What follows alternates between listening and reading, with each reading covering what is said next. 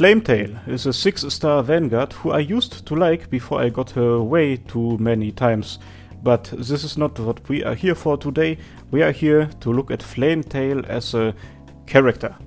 Let's start where most stories start, at the beginning. Flametail's real name is Sonna. She was born in the rural parts of QaiserMLG in a town mostly inhabited by Zalaks, aka rodent-based semi-furry people. In the Pinus Sylvestris event, she says that she's from around Victoria, so maybe her hometown was located somewhere around those parts of QaiserMLG, although that has not been explicitly stated. Anyway, her hometown belonged to the lands of a noble family called the Kaliskas. The Kaliska family was known for not really looking after their subjects all that well. Not well at all, actually. They neglected them. At some point, when Flametail was way younger, that hometown was hit by a catastrophe. The Kaliskas were not there to help the inhabitants. Just like that, overnight, everybody Flametail knew and cared about was gone. It is pretty impressive though that she herself survived that whole thing. She moved out of the area and started living in a random city somewhere in QaiserMLG, somehow scraping by, somehow making a living. That random city was doing pretty well for itself, so well in fact, that it would later on become a part of the QaiserMLG alliance. It's a tradition in QaiserMLG that every year a couple of the most growing and, economically speaking, most well-doing cities of the country are allowed to join the QaiserMLG alliance, also known as the Grand Knight territory, which is basically the capital of QaiserMLG. They become a part of the capital city, to put it simply. Something which is possible due to the way nomadic cities work in Arknights. So yeah, that's what happened to the city Flametail lived in, and she suddenly found herself in the capital of QaiserMLG. At this point she already was an infected, most likely due to the catastrophe. Being an infected in the capital of QaiserMLG opened up a new path to her. Infected knighthood. Being an infected knight back then was very different to the way we see it portrayed in the QaiserMLG events. They were basically thrown away for the entertainment of the masses. Quite literally, they were thrown into arenas with wild beasts and ripped apart, stuff like that. It was wild. At some point, she met this infected Zalak, the Ashlock knight. Their full first interaction can be found in the first Pinus Sylvestris event story, and it is amazing. I recommend you to check it out. Those two are amazing together. They first met in a melee, an all-out brawl between a bunch of knights, and Flametail approached the other one in order to have a temporary alliance for this match. And well, it was literally only temporary. The two fought side by side, doing pretty well, both garnering up a bunch of points, and directly before the end of the match, Flametail hit Ashlock once and got all of her points, because of which she won the melee. What an amazing start to their friendship. They actually became very close friends in the time after this. Interesting fact on the side, Ashlock's real name is Grey-Nutti Kaliska. Yep, she's a member of the noble family which used to rule over Flametail's hometown, although she is not really proud of that fact. Another fun fact, Ashlock, Grey-Nutti Kaliska, Flametail has given her new partner a different name. She calls her Ashley. Anyway, after spending that one match together, Flametail decided that they will now form a nightclub together, and it will be called Pinus Sylvestris.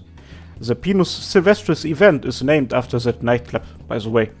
Most nightclubs in QaiserMLG have rich companies sponsoring them and usually exist for some sort of economic reason. Pinus Sylvestris, on the other side, was completely different. They partake in night competitions just like all the other clubs, yet the revenue they generate straight up goes into helping the infected knights found in QaiserMLG. The two made many new companions doing that, like the Wild Mane Knight, the Fartooth Knight, this bloke called Jamie, and many others. Very soon, Flametail would come to realize that there are far more infected knights in the city than she thought. Even more so, there were a massive amount of non-knight infected there. Countless of very poor infected, not capable of becoming knights, lived in the substructures of QaiserMLG. Taking care of all of them, Flametail had given herself a gigantic task. And she did not do it because of some deliberate plan or so, she just kind of ended up doing that. What made this insane task even more difficult was the existence of infected hunters and the Armorless Union, who were actively opposing their work, often committing disgusting acts of violence against the infected population inside of the city. The gigantic task in front of Flametail was even more gigantic because of them. All the responsibilities and expectations coming with that. It was a horrible time for Flametail. Occasionally, she would just cry in secret. And this is the point where I want to plug that one Nearlight animation. All of you have most definitely already seen it, but after you have finished watching this video, you should go and watch it again, as it perfectly illustrates everything Flametail had to deal with back then. During the events of Nearlight, Pinus Sylvestris was actively following a plot to save the infected of QaiserMLG. They were cooperating with one of the major factions, which was out to weaken the other major faction, the Casimir's General Chamber of Commerce, which by the way are the ones controlling the Armorless Union. I will not go through everything that happened in Nearlight today, because 1, it's a very long event and a lot happened, and 2, it's probably the best event so far. It's absolutely amazing, you should give it a read yourself. Basically, they were conducting a huge operation with all the friends they made along the way in order to infiltrate the KGCC's headquarters and find compromising data about what the chamber plans to do with the infected of the city and on the Armorless Union and their actions. They were then supposed to bring the information to the Adeptus Sprawiedliwi Kazimierz, which would then in return do their best to help the infected with getting a legal status. They were trying to get the infected legalized, basically. They were able to get the data, and they maintained a healthy relationship with the Adeptus Sprawiedliwi and stuff. However, Flametail started questioning this whole thing. Even if they got that legal status, a huge part of the general population of QaiserMLG still hates them and makes them responsible for a lot of bad stuff happening, especially during the ongoing Major. And the Armorless Union will not just disappear. They will have to continue fighting them, and while an organization of assassins can be defeated, how can you defeat the fear and hatred for Oripathy and the infected? What kind of future was there for them? Flametail found something.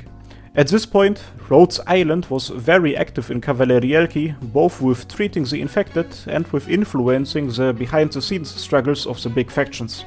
She approached them in the hope that all the infected with her will be allowed to get proper treatment at Rhodes Island itself once they will leave the city, and she managed to secure that goal. Thanks to her, so many infected of QaiserMLG got on the land ship that a couple of people might have doubted whether they actually had the capacity for all of them. That would be the next chapter for the people of Pinus Sylvestris and most importantly for Flametail, journeying with Rhodes Island. At that point, she was very respected by everybody she dealt with. She is famous amongst the infected community of QaiserMLG, and at Rhodes Island she has inspired multiple Kazimierzian operators to go venture to that city. According to her files, she really fits the idealized image of a true knight. This is what Nearl has to say about her. Quote, "Sonna is a true knight. It gladdens me that in the Kazimierz of now I could still meet a fellow companion like her.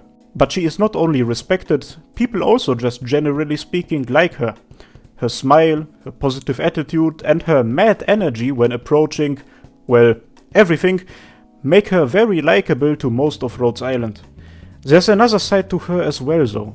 Whenever her home gets mentioned, for example, she tends to get rather quiet and most certainly sad.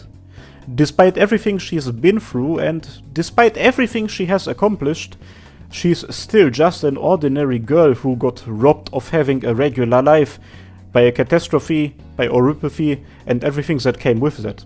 So, what can we take from that? One more smile for you to protect, Doctor. And that pretty much is everything we will cover about her today.